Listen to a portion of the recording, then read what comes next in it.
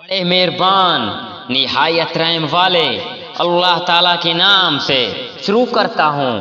اور سمود کے قصے میں بھی عبرت ہے، جب ان سے کہا گیا کہ تم کچھ دنوں تک فائدہ اٹھا لو، لیکن انہوں نے اپنے رب کے حکم سے سرتابی کی، جس پر انہیں ان کے دیکھتے دیکھتے تنوا تیز کڑاکے نے ہلاک کر دیا۔ پس نہ تو وہ کھڑے ہو سکے اور نہ بدلہ لے سکے۔ اور نوح کی قوم کا بھی اس سے پہلے، وہ بھی بڑے نافرمان لوگ تھے۔ آسمانوں کو ہم نے ہاتھوں سے بنایا ہے، اور یقیناً ہم کشادگی کرنے والے ہیں، اور زمین کو ہم نے فرش بنا دیا، پس ہم بہت ہی اچھے بچھانے والے ہیں، اور ہر چیز کو ہم نے جوڑا جوڑا پیدا کیا ہے تاکہ تم نصیحت حاصل کرو۔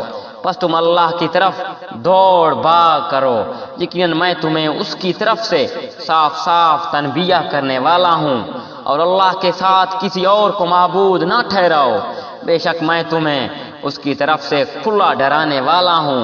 اسی طرح جو لوگ ان سے پہلے گزرے ہیں، ان کے پاس جو بھی رسول آیا، انہوں نے کہہ دیا کہ یا تو یہ جادوگر ہے یا دیوانہ ہے، کیا یہ اس بات کی ایک دوسرے کو وصیت کرتے گئے ہیں، بلکہ یہ سب کے سب سرکش ہیں۔